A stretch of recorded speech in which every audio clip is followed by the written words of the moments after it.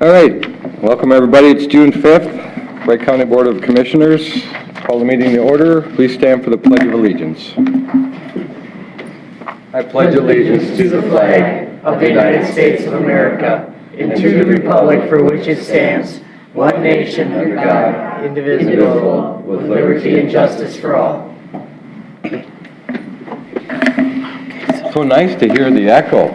Yeah. Normally How do I see this? we don't have that many people don't have an here, echo. so welcome everybody.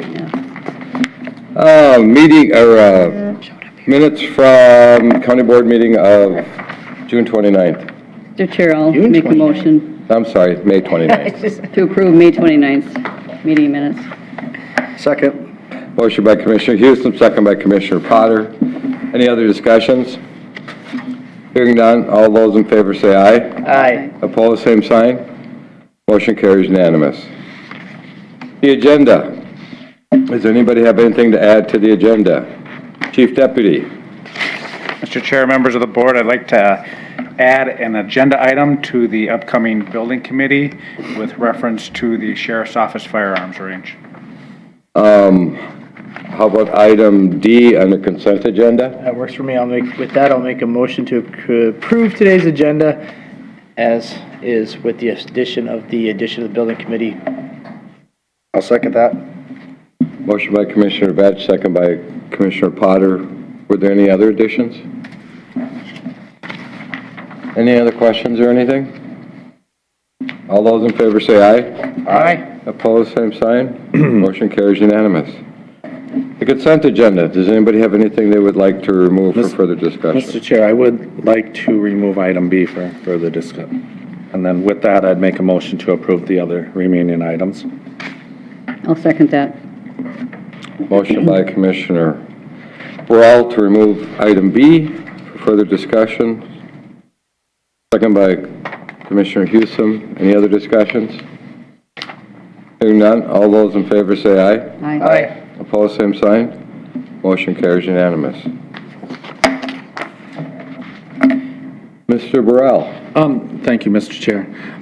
This goes back to my thing with public health. Not that I'm against public health, but I just think that we're overmanned at some point. Everyone right now has health care. I think we should be able to downsize. I mean, we have over 30 people out in public health. And I know it's probably something should be brought up at budget time as well, but I just think it's time to start the discussion. And this is not, we're not cutting a position, and that's the way I would like to see it kind of downsized a little bit. Not getting rid of public health, but I just think we're overstaffed, and this is where I'm at on it. And this would be one where we could downsize a little bit by attrition, so we're not really laying anyone off. We're just simply not filling a position at this time. And maybe, I guess what I would like to ask the board for today is maybe I might lose on this, but maybe to bring it up, because it's not fair to public health. They're not here today, but maybe we could bring it up at a public health, human services meeting and discuss it a little further. If you want to do that or a committee of the whole, either way, I would sit down with the public health knows they can come and they can represent their needs and why this position and give us the information why this position, what this position does. We have to take these opportunities because backfilling is the time when we can add or remove and make that decision. So, Yeah, Mr. Chair, I would be in favor of a committee of the whole for a broader discussion. Would you rather do it that than at? I think we need a broader discussion on this. Yep. Okay, so then with that, I'll make a motion that we set up a committee of the whole meeting for item B, or the replacement of the public health nurse. I'll second that. Motion by Commissioner Burrell, second by Commissioner Houston. Is there a specific date that you guys want to do this? well, it depends. Public health is going to want to do it Right. sooner than later We would if they need- want to backfill. So, Well, it's already been posted. it's already been posted, but they just can't make an offer until. Do you want to have the discussion next Monday during Health and Human Services? That, Mr. Chair, that would be the earliest opportunity for us to discuss this issue. Yeah. And we're changing that meeting till 3 o'clock? 3 o'clock, and we really can't do it that day because we're gonna get here at probably, you could maybe. Well, you as soon could as do we it get here at 2. afterwards. Oh, afterwards, do it, yeah. Guess we could do it at 4:30 probably, because, Or at least during the Health and Human Services meeting. or do it during the meeting. Why don't we have that discussion then? Just say If following, we have time, a committee of the whole following the Health and Human Services meeting? yeah, that'll just during the Health and Human Services meeting, have the discussion. Okay. And then we could probably make more of a definitive date at that time. Okay, I'm fine with Yeah. that. It sounds good. And let them know that we'll be having that, of course. Well, I'm sure they'll hear. All right. Any other discussion? Hearing none, all those in favor say aye. Aye. Opposed, same sign. Motion carries unanimous. Time agendas. Mr. Sean Johnson. Good morning, Commissioners. It was with great honor that I get to introduce our newest employee in the Administration Department. Donnie Dieters was recently hired as our new HR representative. She takes over for Lori Pollock, who was promoted to the Assistant HR Director position. Donnie brings a wealth of experience and knowledge in the HR field. She previously worked for Sport Tech in Elk River for the last 5 years in their HR department and is a graduate of St. Cloud State University. She currently resides in Otsego with her husband Adam and 2 children, Madeline and James, and we're very glad to have her on board. Great. Speech. Well, I don't know, but Sean told us everything about you. It's just, Well planned. you don't like public speaking, or? It's okay. And you're on, did you know you're on camera too right now? That's what he told me right before we walked in. I'm like, that's something we could have shared after. So, but I'm very happy to be here. So thank you. So your family will be able to watch you tonight. Yeah. Right. Thank you. Oh, thanks, welcome. Yeah, Welcome to very working happy for to the have- Wright County. Thank you. Very happy to have you on board. Thank you.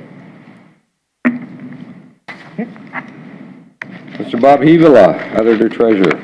Good morning, Board. I have a housekeeping item here. We have representatives on the Clearwater River Watershed District Board of Managers. We have 2 of them. Chris Euchre's term is ending in August. So I bring this to you to ask for authorization to post in the paper, but also to put you on alert and put the public on alert, so. Mr. Chair, I'll make a motion to approve the advertisement for the applicant for the appointment to the Clearwater Watershed District. Second.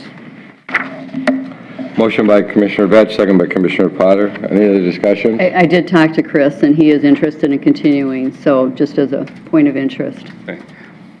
Encourage him to submit his, Bob, is it just one person up this time? just one person is up this time, yep. All right, any other discussions? Hearing none, all those in favor say aye. Aye. Opposed, same sign. Motion carries unanimous. Mr. Rod.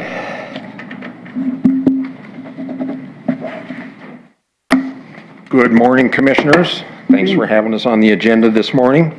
We are here to recognize the Wright County Farm Family of the Year, and I want to acknowledge Commissioner Potter and Commissioner Burrell's efforts and contributions on our County Extension Committee, and especially Commissioner Burrell, who nominated the family that we're going to recognize today. So, very intimate connection there. I also want to recognize our county Ag Extension intern today, Valerie McGoldrick, just started last week. She will be with us this summer, and she looks forward to meeting Commissioner Burrell and Potter at our County Extension Committee meeting next week. So the Farm Family Recognition Program exists to honor farm families throughout Minnesota for the contributions to the agricultural industry and their local communities. The Wright County Extension Committee selects the farm family each year, and this year recognizes the Deers Family Dairy Farm near Waverly. The Deers family milks 250 cows with all young stock raised on site. They farm with approximately 650 being owned. Dairy is the main enterprise, but they also market both grain and hay to the cash markets. A major project was undertaken in 2017 to install a manure basin and runoff controls for their livestock operation, allowing them to utilize their nutrient resources better and to protect the environment. This project and ambitious growth plans will allow the operation to grow into the future and possibly add, and wait for this, a 6th generation. It's amazing. The home operation was homesteaded in 1874 by Gary's great-grandfather. Gary represents the 4th generation, with Colette and Tracy, who everyone knows, Tracy Janikula is here too with the family. I'll introduce the rest of the family here in a minute. So Tracy and Colette represent the 5th generation to farm on the home quarter section. The Farm Corporation was formed in 1969. And in addition to their farming accomplishments, Gary and Linda are very active at their church, St. John's Lutheran, in Howard Lake. Gary currently is president of the church council. He's also president of Love, Inc. Gary also has served on the Minnesota DHA board for many years. Linda is in many groups in church. Andy and Colette are members of Peace Lutheran Church in Watertown. Colette teaches confirmation and is a member of the Christian Ed Board. Andy and Colette are supporters of the Howard Lake, Waverly, Watertown FFA. Winstead, I'm sorry. I should know better. Gary and Linda's son, Scott, and daughters, Tracy, and Andy, and Colette's daughters, Mallory, Michaela, and Victoria, are also active on the farm. So they would be that magical 6th generation. So with that, we'd like to welcome the Deers and Thorson families up front, and if we could get a picture with the commissioners.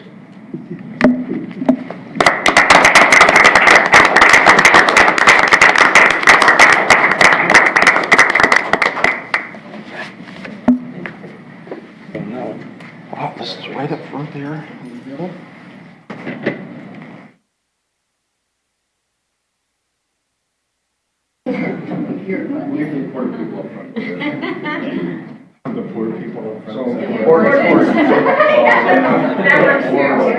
So Gary and Linda are right here.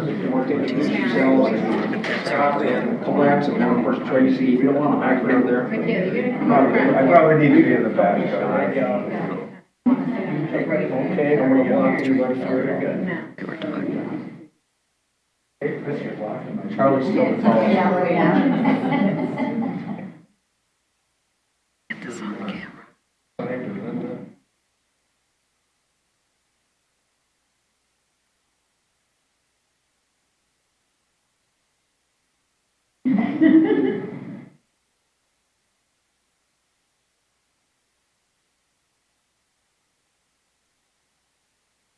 Congratulations.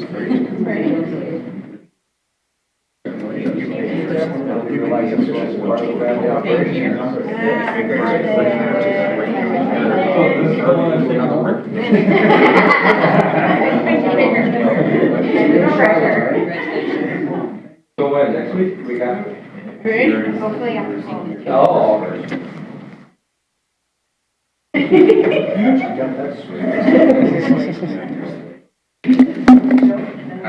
Excellent, congratulations, thank you.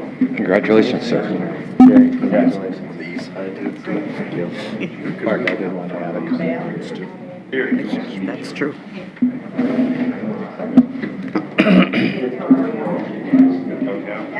Commissioner Burrell, you got something you wanted to say before they all run away? Oh, yeah, don't run away, you guys. I wanted to make a little comment here, too. I just said I'm very proud that I recommended the Deers family, farm family, for the Farm Family of the Year award. They're neighbors of mine, but they're also neighbors. I remember years back where I had some meadow hay and I just had a regular hay vine and I could not make it through. And Deers Corp had a disc vine and I asked without hesitation, just come over and hitch onto it. So, I mean, it's just, that's the kind of people they are. And I'm just really proud to have you as a neighbor and be able to recommend you for the award. So, thank you. Well, again, congratulations, and Yes. we do apologize that you have to be neighbors of Charlie's. And yes, this is the average citizen is very boring, this meeting up here. Because it's the forgotten or the invisible level of government. Nobody gets whipped up on city councils or school boards or what happens in St. Paul or DC, but this level they kind of forget about. But, no, thank you. Thank you much. Thank you, guys. Thank you, Rod, too, for all your work.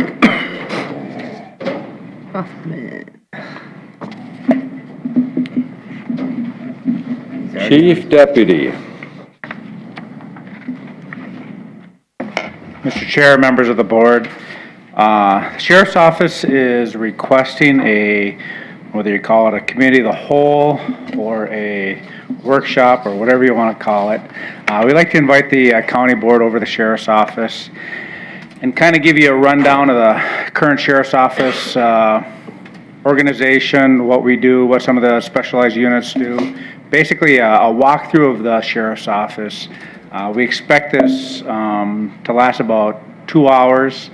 It's not going to be any type of request as part of this presentation. It's just get to know the Sheriff's Office and a little bit more detailed where we're at, where we're looking in the future, kind of a long-term goal or the direction of the Sheriff's Office. Yep. And we're hoping to be at about 2 hours in length for this presentation. And we're looking at the last week in June. I had a date here. 25th through the 29th. Yep. At this point, I don't see any meetings in the afternoon of the 26th. That, Mr. Chair, that would work well That with would me work also. for me. That would work for me. 26th? In the afternoon? One second here, one second. I'm a little slow on the draw. Good. Does that work for the sheriff's So, office? Mr. Chair, I'll make a motion to schedule a committee of the whole to meet at the Sheriff's Department office to discuss sheriff vision issues for 1 o'clock on June 26th. I'll second that. Motion by Commissioner Potter, second by Commissioner Hewsome, Said 1 for o'clock, right?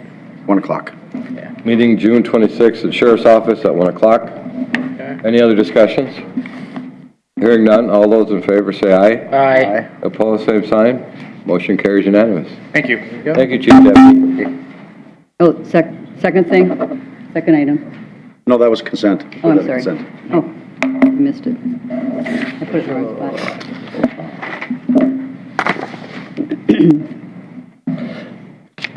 Mr. Virgil Hawkins. Morning, Chair Deladen and Board of Commissioners. Today, there's one item for your consideration, and it is to recommend awarding a contract 1801, which includes Highway 3 mainline paving and shoulder paving. This was a project that was graded, completed last year, and the paving we bid this year. So we had a safety grant to do the shoulders, so part of the money is coming from safety funds through the state and federal. But Knife River was a low bidder in the amount of $504,912.50, which ended up being 8% under the engineer's estimate. Great. How far will this go out on County 3, Virgil? This goes from Highway 55 to the north to Highway 2. Oh, the new final. piece. The new piece. piece, got it. Final. Okay. Yeah, that really turned out nice. Did. Mr. Chair, I'll make a motion to award the contract to low bidder of Knife River Corporation in the amount of $504,912.50. I'll second that. Motion by Commissioner Potter, second by Commissioner Vetch. Is there any other discussions? Hearing none, all those in favor say aye. Aye. Opposed, same sign. Motion carries unanimous. Thank you. Thank you. Thanks, Virgil. All right, we have a public hearing at 9:30. We're a little early for that. So can we have committee minutes? We're lean this week. Yeah. I guess I might have to do that. Yes, you do. Yeah, you sat in for me, so. I've never done personnel. We were busy walking many miles that day. Okay. 6 blocks at a time. The Personnel Committee met on May 30th. I was present for filling in for Commissioner Hewsome, Mark Delighten, our board chair. Sean Johnson, also present Lee Kelly, Steve Job, and Alex Halverson. And we're talking about basically bringing a person in for it's a senior survey. Yep, senior survey tech. And they are in basically having kind of the same issues as we do with some of our IT positions, where there's this such demand for the surveyors right now that it's hard to bring them in and get them signed on. So basically, we're looking to bring this person in who's very qualified at a little bit more than what we would normally start an employee at. And they would be requesting that they would start at a $32 an hour wage, so salary, I should say, whatever. The top range on the position is $34.58, so there is still room to grow that way. We did talk about the shortage of surveyors, and Job stated that he has heard reports from schools that are offering survey programs that there are roughly 100 job openings for 28 recent graduates, so. Yeah, I was pretty amazed when I read that. Yeah, so, anyway, that's kind of it in a nutshell, and we did, the recommendation was to approve the hiring of a senior survey technician at $32 an hour. I don't know if you mentioned, Charlie, but this gentleman does have 7 years of current experience. Oh, yeah, I said he's very qualified. I didn't say 7 years, but I just said very Sorry, I was looking qualified. for that Yeah, number in there. Mr. Chair, that was 7 years. what I saw in there, and you get experience one way or another, and they don't have to teach them to be able to hit the ground running on this job. Yeah, and this gentleman is coming from another county. So Charlie, you're giving your blessing on this, because you know how I feel about this stuff, so. Yeah, it's, and Derek, I don't know, it doesn't show, I mean, I did question it, and Yeah, it is. I tried to fill in for you real well there, but it's, you know, when you put it out there that there's 100 job openings and 28 people, I mean, it's kind of hard to divide them up, you know, and I guess we'd like to get one in whole, you know, rather than in parts of them, I guess. And the efficiency of hiring someone with experience is it's very valuable, so we found. And then the other item up was the performance appraisal for County Coordinator Lee Kelly. And based on 5 performance evaluations received, the committee recommends a rating of meets expectations for Lee, so. And there was no recommendation or anything with that, that was just. So we have no leapfrogging issues on this thing, correct? That was vetted out? There is one. There is one? But it's a different position, GIS. Well, so it's not a senior survey technician? No. Okay, No. so there's not, okay. So it's a different job. Different It was a job. GIS I just want to make specialist. sure that it wasn't somebody that were leapfrogging with the exact same title, that, Yeah, No, those are it's tough. difficult, But anyway, Derek, I know I understand your concerns and I share them as well. We And hopefully after this. We all do. We all do. The compensation study, hopefully we see either an end to it or a very big reduction in this. I don't like, I mean. Too commonplace. Yeah, because when we're giving somebody already 75% of the pay range, it makes you, you know, Yeah. you hate having them ceilinged out that quick. Anyway, but with that, Mr. Chair, I'll move forth the minutes and the recommendations. I'll second that. Motion by Commissioner Burrell, second by Commissioner Houston. Is there any other discussions? Yes, Mr. Chair. Commissioner Potter? On the second item, performance appraisal, Lee Kelly meets expectation. I'm happy that all 5 of us got that input in there. I've had a lot of discussions with Coordinator Kelly through the time he's been here, and he definitely, in my opinion, exceeds expectations, but meets is fine, but he's a very sharp individual. I want to let people know that we do have a top shelf coordinator here, that him and his staff have been able to take care of all our issues that come up and really take good care of us. And for that, I just want to make sure the public knows that the people behind the scenes are what makes this happen up here. And I just want to make sure he gets his due credit. How dare you say such nice things behind his back? He's not here to defend himself. He's probably got his webcam set up in his campsite or something, I'm not sure. Well, let's just keep it a secret. Right. We don't want it to go to his head. Since we still have some time, advisory committee, advisory... didn't vote yet, Oh, I'm sorry. Was there any other discussions? Hearing none, all those in favor say aye. Aye. Opposed, same sign. Motion carries unanimous. Thank you for reminding me. See, I'm so Charlie, sorry. I went along with it because, Charlie, you did your vetting process on it, so I felt like, if Charlie's going for this. I'm so sorry. I was so excited about hearing from the three commissioners and our auditor that was out in Washington DC, learning so much new things on how important counties are, that I wanted to hear from all of you. Yeah, because this is all I could take in for my notes, because that's all they were allowing, so, but I filled the whole pad. Right, we couldn't come in with much into the White House. They let us bring our cell phones and our wallets, but... That's about it. So who wants to talk? Start first about what you guys all accomplished out there. Well, there's so much. I mean, you could kind of summarize. We flew in on Tuesday, got in, around 5, Bob and Derek and I, and then Mike came the next day, but we just basically checked in our hotel and, started walking. We ended up walking almost 7 miles, 6 blocks at a time. We walked down from the hotel. We wanted to make sure that we saw where the White House was, and it wasn't too far from where maybe it was close to a mile, but then we walked down the mall. 6 blocks.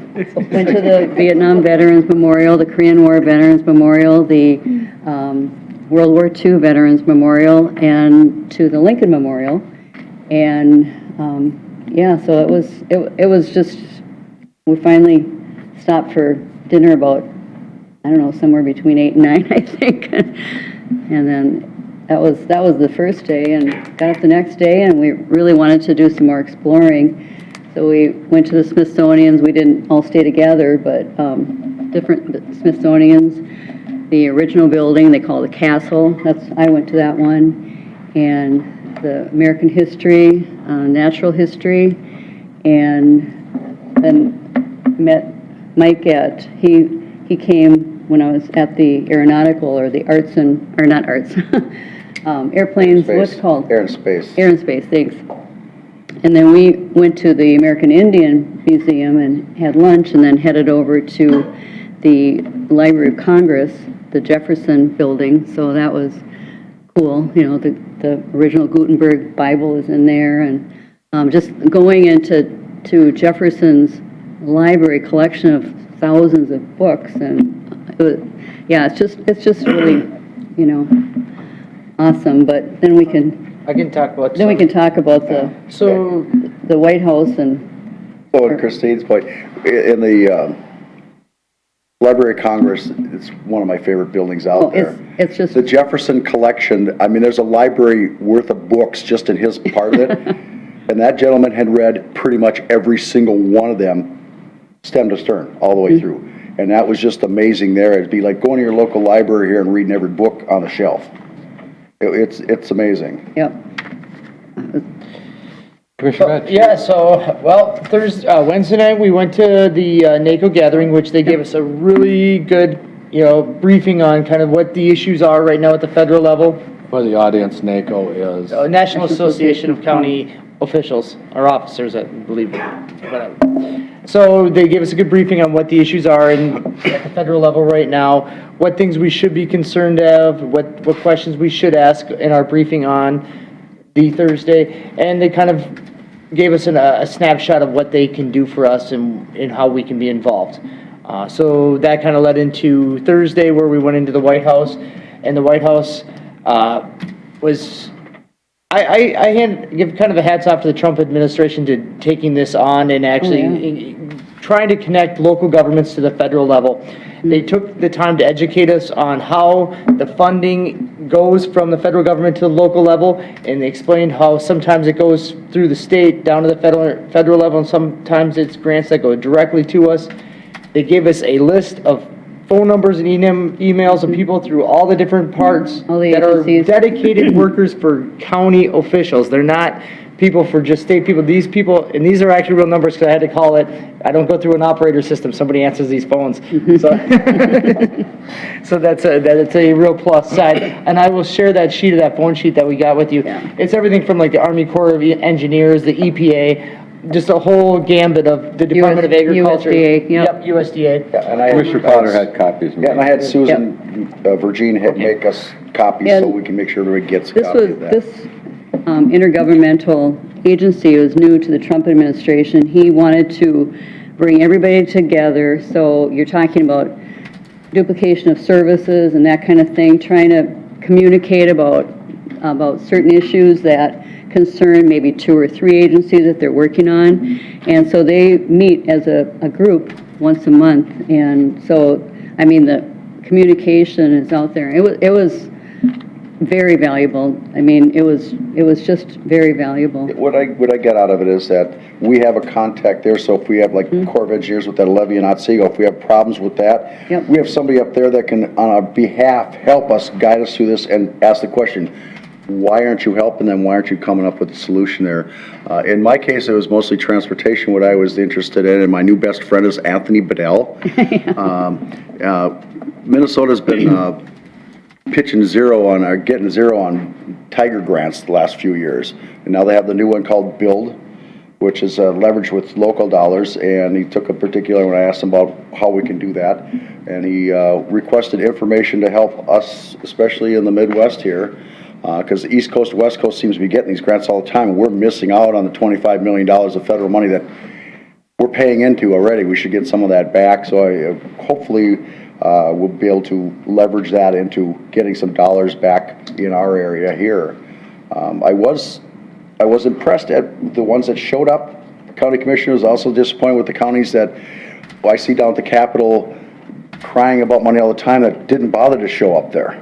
I mean, it's like, how are you going to make something happen if you don't show up? You know, so it's... An interesting note when the transportation was speaking was that they're using part of the transportation, drones for eradicating mosquitoes, but they're also have a pilot program. They're transporting blood in San Diego via drones. So, I mean, they can get people. Yeah, it's like, All right, okay. I'm going to put you Okay. guys on hold for now. It's 9:32. We can talk about. I could go on for an hour. Yeah, I know. And we know these high-paid Yes, attorneys, yes. you know, we want to get them back to their real jobs.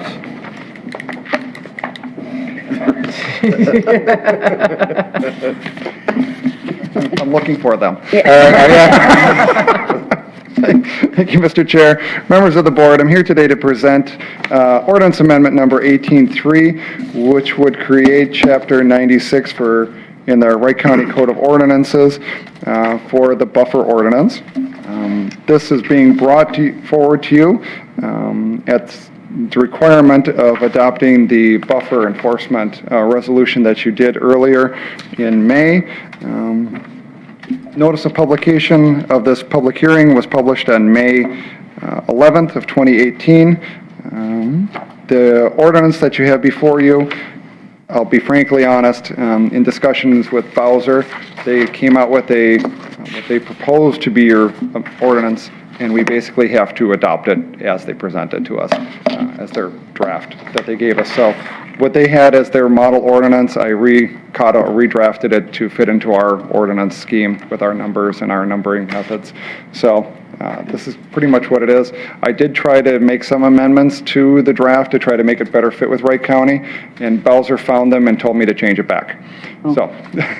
Do you have any concerns with the ordinance? As is written, no. I think it'll work.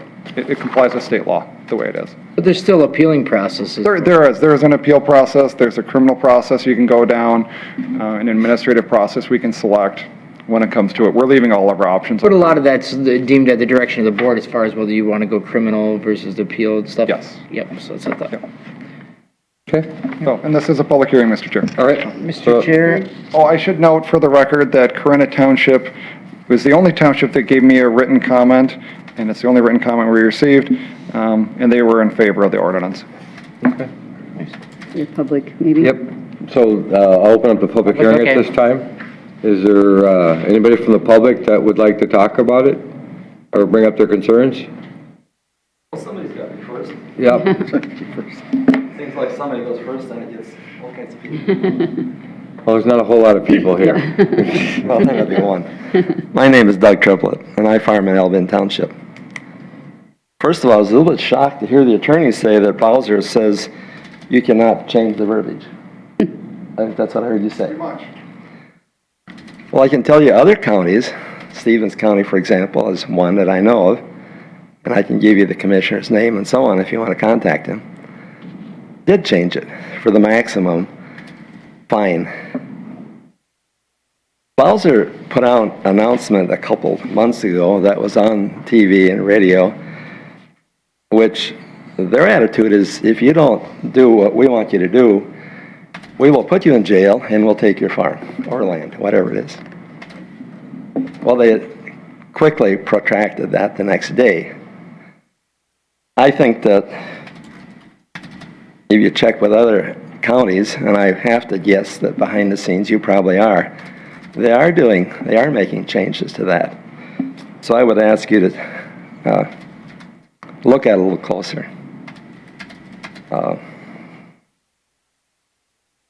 What aspects, can I ask, like, what aspects would you like to The see? maximum fine. What aspect of it, you I think in want the Stevens maximum County, fine? they make a one-time fine of $500. Not gonna put anybody in jail, and not gonna take your farm.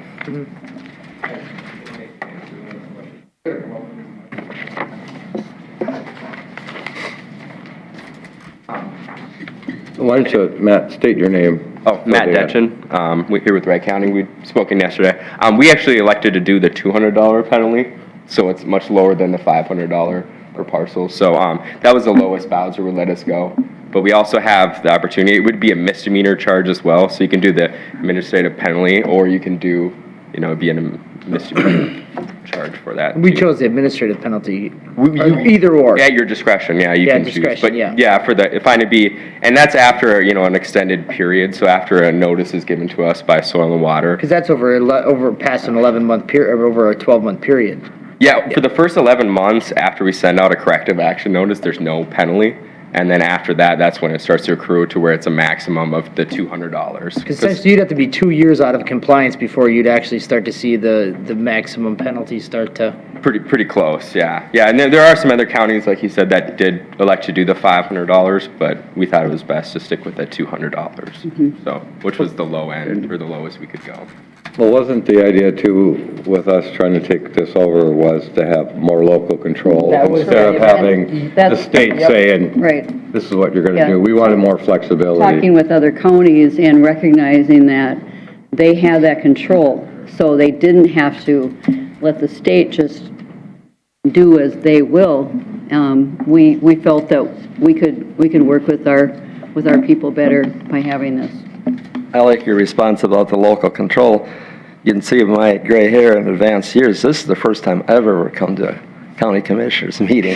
So this is a hot button item for me. Yeah.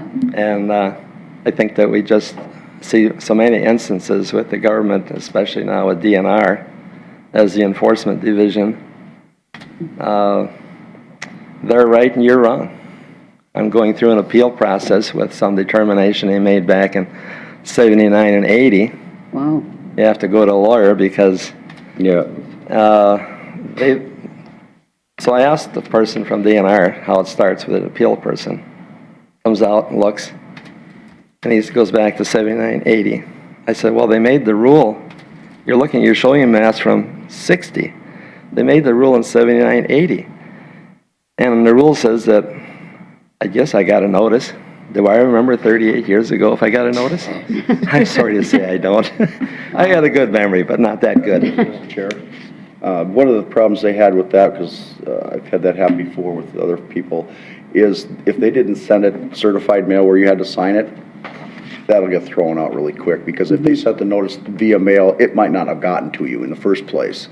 It had to be certified mail, because I ran through that when I was mayor of different things. They actually didn't even do that. It was just an ad in the paper. Right, yeah, that's wrong. Yeah. Their verbiage says, not everybody got a notice in the mail.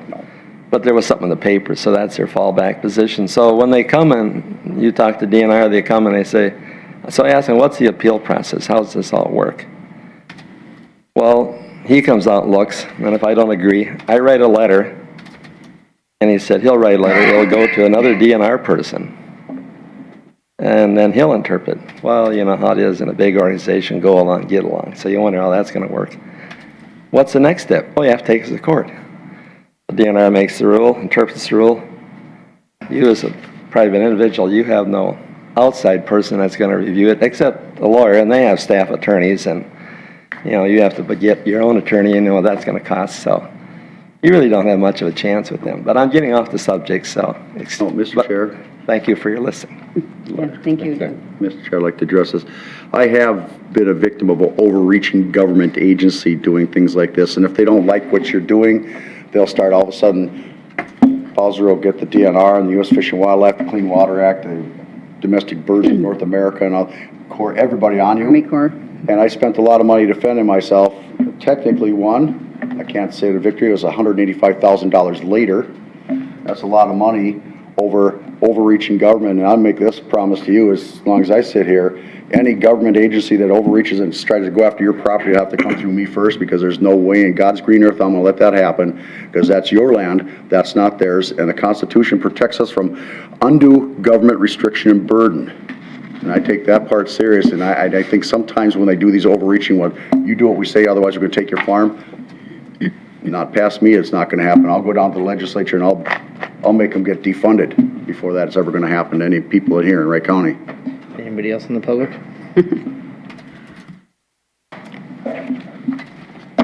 John Euchre, I'm from Albion Township too, and I guess I'm first used to take control of this thing for local support. The buffers haven't bothered our operation yet, so I'm fortunate, but I'm next to Doug. Some of our water runs into Doug's. He's dealing with the buffers, our water's running downhill, so I'm just support what you're doing. It looks much better locally than when you, because I've dealt with the higher ups too on some other issues, and they're rough to deal with. Right, thank you. And we're fortunate that we have, you know, I've forgotten the percentage, we're in the high 90s, I think, aren't we, in compliance, basically, with buffers? 85, 90-ish. Yeah, we're in the high 90s. You want to come up here? So, yep. And introduce yourself. And you can introduce yourself as the redheaded stepchild from Soil and Water. Mr. Chair and Commissioners, Eric Mattson with the Wright Soil and Water Conservation District. And yeah, it's the conservation districts, and therefore my job to track compliance throughout the county and to report that to the whoever would elect the jurisdiction. So it sounds like you're probably going to do that. So it would be to you. I think Bowser is noticed as well on that, but you know, if you're during the jurisdiction, that's just a notice. And yes, throughout the county, we are high 90s compliance. There are a few. I've got some rough numbers. They're not exact because I don't know who's necessarily put buffers in lately or not, if they haven't reported to me. But we do have, let's see, in public waters, about 107 landowners that maybe didn't meet requirements. And of those, I have not talked to, because they haven't responded to me, 40 of those landowners. In the public ditches, which Matt Detchen and the other staff have worked on, we have about 71 landowners that didn't meet the requirements, and 33 of those I have not talked to. However, the compliance date for those is this coming November, so I expect more discussion on that. And and it looks like things are moving smoothly for the most part. Mr. Chair. Commissioner Potter. Thank you, Mr. Chair.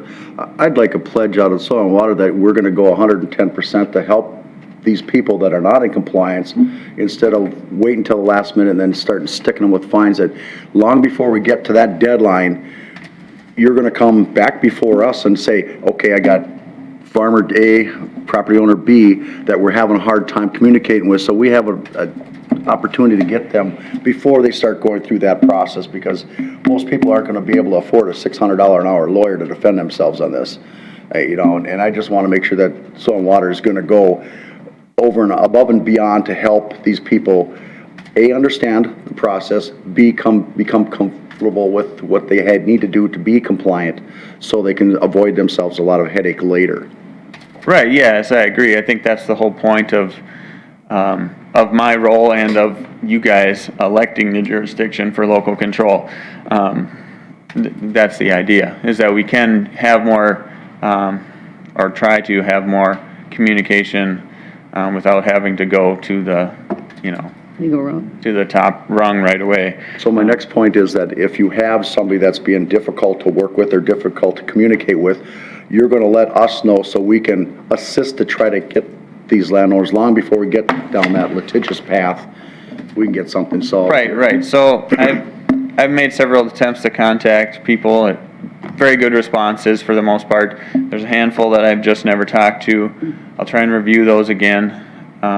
And then that list will be provided to the county once the jurisdiction is elected, and then at that point, between the Soil and Water and the county will, try and contact those people again before we have to go down a separate road. Exactly. But to your point before, then there's an 11-month process, or 11-month time period, which they have time to comply with. And then they would be given the APO or whatever. And after another period, they have that time period to correct it as well. And once they do correct it, the APO disappears. Yeah. So I think there's ample opportunity there for any landowners to comply with this. Example, yesterday, we had a guy come in and said, yeah, I think I got a letter from you a while back. Something about buffers. He was just in reporting his acres at FSA, and FSA was kind enough to say, hey, you might want to go talk to Soil and Water. So we're right across the hall. So, examples like that where people, I know how things work. You sort your mail and it goes.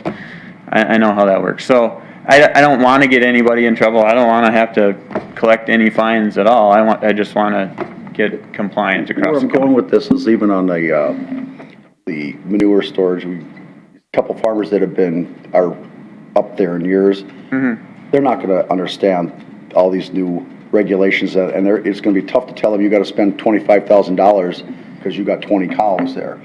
How are you going to justify that? And I think there's a few of those probably in violation of buffer. They're probably up there in the years that are going to have a tough time understanding why this new law. I've been farming like this for 2 generations and it's been fine, no problem. And I think those are the ones you got to really work with to get them to understand and make it so you're not just trying to shove something down their throat, because I really don't like it when that happens. When I hear those situations, it gets me angry, because we're supposed to work for the people. Right. Yeah, I agree. So I don't want to, appear if I approach someone that way. That's not my intent by any means, but definitely. So, I've worked with Doug and Euchers a little bit. So, I think they understand. Hopefully I've been good to work with. I don't try to do anything, but interpreting a state law is a little tricky sometimes as well. So, real tricky. Sometimes it comes down to, well, the law says this. Unfortunately, we can't, or we have to react to it, essentially. Yeah. So that's my role, and I want to do things that make sense and not that don't. All right, Commissioner Houston? I was going to say, I applaud that you've gotten in contact with that many people and that we have that few really that are not in compliance. So yeah, just keep up the good work, and like Mike said, let us know if we have to try to work with people that haven't responded. Right. Yep, we will. But a little bit of work left to do, and things are going well, I think. So, yeah. Thank you. Thank you. Thank you. Is anybody else from the public? I do want to say that the local people, the Wright Soil and Water are good to work with. What I'm referring to in my instance is something that I clearly believe was an error made back in 79 and 80. When I looked at their map and saw I was on the buffer map, and I looked at all the surrounding area that I farm and where other people farm, there's no buffer. And I look at that map and it's me and the Crow River. My instance, I can walk across mine. They've clearly made a mistake, and that's what I have to argue with. They're in a catch-22 because the state says you have to have it. I say they made an error, so that's where I have to start. So I just want to make sure they understand that the local people are good to work with. They're doing their job, but I have to try and convince somebody they made an error. Right. Thank you. Yeah. Thanks, Doug. Anybody else? Matt, do you have any comments regarding what you'll be doing in regards to all this? Where your role falls in? Yeah, and I think, like we said, it does put us in a precarious situation and stuff. It is Minnesota statute. I know I personally really like the redetermination of benefits because now you pay damages for that buffer area, which I think is fair to the landowners because it's a change in land use. There are it's farming practices that don't disturb the soil, so there are some things you could do. Obviously, it's not an ideal situation, but from a ditch maintenance standpoint, there are some positives as well. So, but obviously that's different on certain areas where it's not a county ditch, a little bit different regulations. But yeah, I think it's a great idea to have more local control over it. Glad that this has gone positively. So. Okay, thanks. Thank you. Close the public hearing. Anybody else from the public? Anybody else from the public? One more time, anybody else from the public want to speak? I'm just waiting for the door to swing open and a bunch of people come running in. Should I make a motion to close the public? Mr. Chair, I'll make a motion to close the public comment at this time. I'll second that. Motion by Commissioner Burrell, second by Commissioner Hewsome to close the public hearing. Any questions? Any discussions? Hearing none, all those in favor? Aye. Aye. Motion carries unanimous. Mr. Chair, I'm going to start off, I want to say thank you to everybody. I brought this back a while ago, and we brought it back again, and with your support, I think this affects local people. It gives us local control, and with that, I'd like to make a motion that we adopt this buffer ordinance amendment 18-3. I will second that. Motion by Commissioner Vetch, second by Commissioner Hewsome. Any other discussions? Greg, is there anything else that we need to deal with on this? Mr. Chair, members of the board, I think procedurally, as soon as this is adopted, we just send it over to Bowser for their final review. Okay, perfect. Any other discussions? Hearing none, it's not a resolution, right? No. All those in favor say aye. Aye. Opposed, same sign. Motion carries unanimous. Thank you, Greg. Thanks for your comments. As soon as you sign that, Mark, then you get that done about it. Pardon? As soon as you sign on it. No. Alrighty. Continued discussion regarding your trip to Washington. Sorry to interrupt you there. But don't go the whole hour. Don't tell us every book you looked at. Bob might have comments too, but. I mean, I guess I'll finish up. I mean, we're a lot of great speakers from a lot of the different department heads, or deputies underneath the department heads. Department of Agriculture talked about different crop insurance issues. Drug and Control Agency talked about what the Trump administration intends to do with the opioid crisis. They kind of are taking a three-pronged approach to it, to interdiction, education and prevention, and then treatment and recovery. They realize that really the biggest thing is the treatment and recovery is Where the costs to are. really finish this problem off is you have to have treatment and recovery. Otherwise, it's just going to continue on. And they're planning on throwing a substantial amount of money at that aspect of it. They also talked.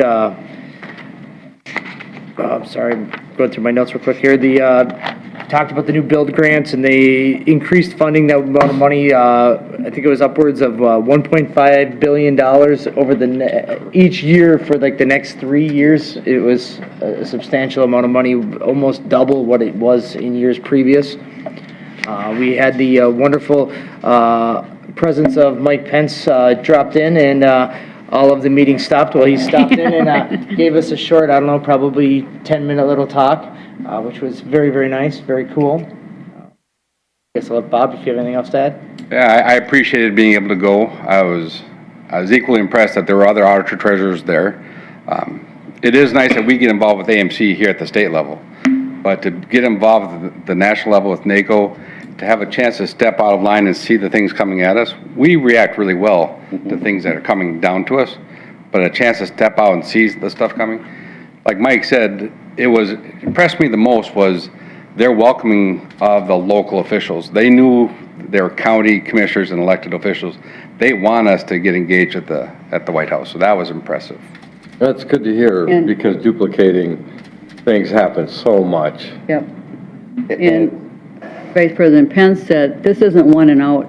This is to open the dialogue between, the federal government and the county commissioners, because they want to know what's going on here, and they want to know what our concerns are, and that's, yeah. And the best part, we have a contact direct there instead of having, like myself, down in St. Paul and try to weed through what they're doing and try to make sense of it and say, okay, where are our roadblocks? We have somebody there, direct contact, and help us with some of the roadblocks. And I will say that I knocked down 69 other people to get to shake the Vice President's hand. Standing right next to me, and he gets to shake Mike Pence's hand. I'll add, too, that this was a great kickoff to a health and wellness adventure for me. They told me that we're 6 blocks away from everything. Yeah, no, we're 6 blocks away from somewhere. We made sure to make sure we kept them alive, but You fed them little crumbs here and there just to make them come to the next spot, next block. The restaurant's just 6 blocks up. We learned a valuable lesson about the value of good footwear. Yes, I did learn that. Yeah. The other thing that impressed me the most was at the hotel. We had a lobbyist there that engaged the 3 commissioners, and I sat back and I watched Wright County contingents battle political banter with this person. I thought I was pretty proud of our commissioners. it was a good 90-minute discussion on every topic under the sun. She was a lobbyist? Yes. Or sitting in the lobby, or she was an actual lobbyist? She was actually Well, we don't know for sure. We don't know for sure. She could have just been in the, She hanging was out a in the lobby. lobbyist. So what was some of the discussions? We talked everything from healthcare to workplace regulations to, Trump and Clinton and... Mostly, Trump. yeah. We covered a whole gambit. Education, we covered a whole. So I got a hug, and Derek and I got both taps on the cheek, so... Yeah, and, I'll beat you and then tell you how great you are. Yeah, I know. It was a different kind of It was discussion it was with an that. interesting dichotomy. And one thing interesting with that lady is that she was born in Cleveland, but was raised in Boston, and she said she understood Midwestern values, and I was like a pig's rear end you do. Out in Boston, and asked her if she was a blue blood, and she said no. And she said she lived in Korea for a while, and I was tempted to say a couple phrases in Korean to see if she understood it, but I think I don't want to start down that road. But it was interesting because we're from the Midwest, and it's a concept that when you're out in Boston you just don't understand. And that's the other part of the White House intergovernmental relations, is that Mike Pence is from the Midwest. He understands our issues because ours are real similar to Indiana's here. So I'm real happy with that, and that we do have a contact and do have a voice in there. And I do want to applaud NACO for helping in coordinating all this too, because there was a lot of people to get this going and to get us coordinated, get out there, because it was the last minute, all of a sudden it popped up. And for me, I was out there the week before on transportation issues and come home just in time for a meeting, go back out there. It's like, well, but it was definitely interesting, and the context there, I plan on keeping in contact with them. So now they're doing this for every county in every state in Yep, the United every state. States. Yep. So was it just strictly Minnesota? Just commissioners there? Just this time. I was just curious on if they were mixing a couple or states together at all or not. I bet they maybe do on the smaller states, maybe. For our, also just for our egg population here, someone from the USDA spoke, and they talked about risk management and natural resources conservation. They got 7 goals from the president, essentially, and including, be more efficient and reflective in government.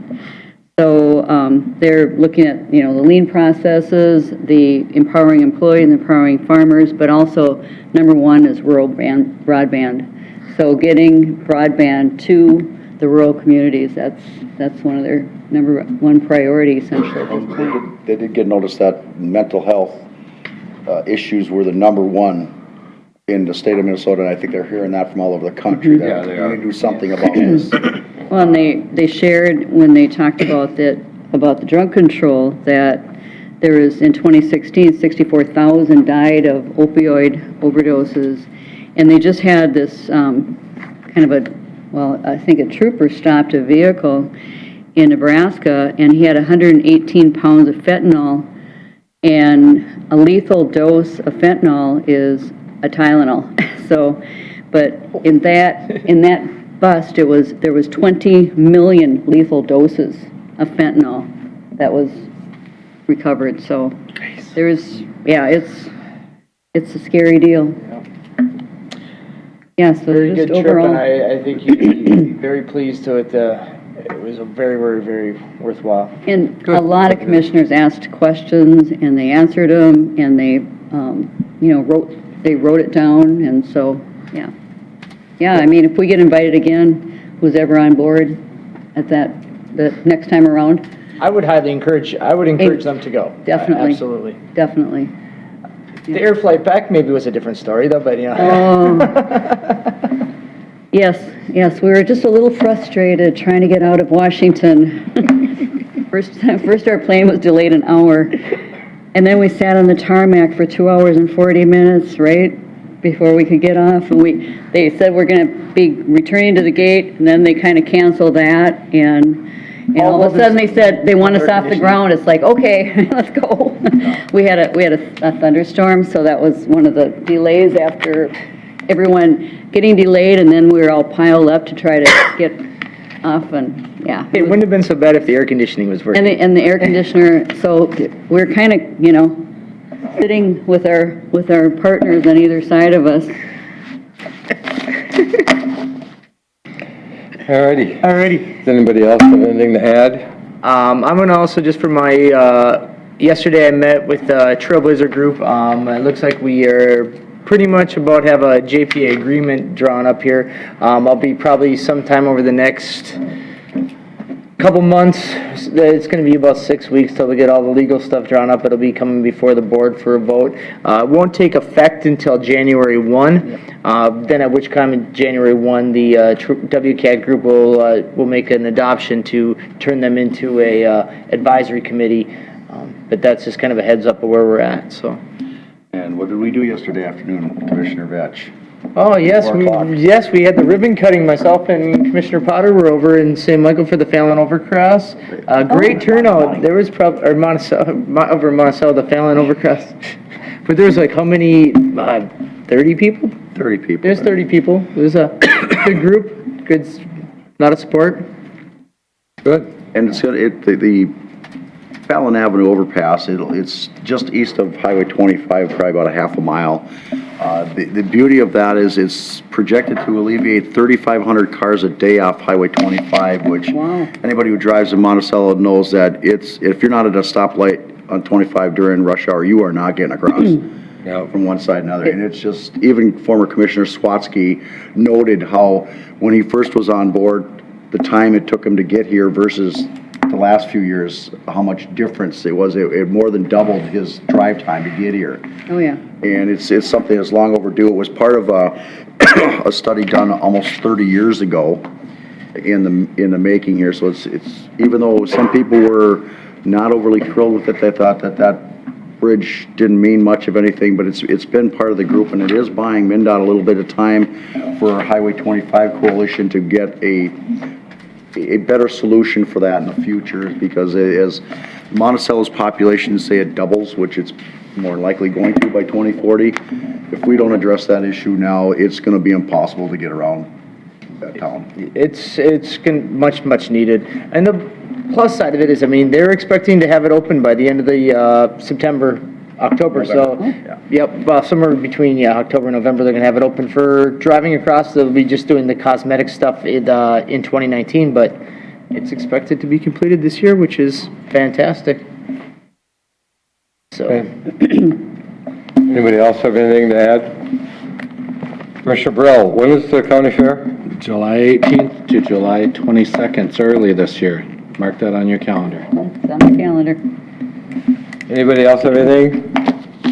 Does our coordinator's office have anything to add? The only thing that I want to remind you is that our new communication specialist will be starting on Monday. So she'll be down here on Tuesday to be introduced to the commissioners. Great. So. Great. And what time is the open house at Sherburne County tomorrow? Or Yes. 3 to 6. are they doing a ribbon cutting or? What time is actual ribbon cutting at, is it? I have 2 o'clock at Sherwood County. You have it 2? Because I had 3 to 6 down, but I want to make sure if I'm going, I want to go for the actual ribbon cutting, so. For some reason I was thinking the ribbon cutting was at 2, and then there's an open house from 3 to 6. So maybe I looked at that, maybe that's what I got messed up, so And I at 2 think, o'clock I think tomorrow. that's 2 o'clock, I think, is the official. actual start ribbon of cutting, yeah. I didn't have the time on my calendar, but. I didn't either. I think that's what it is.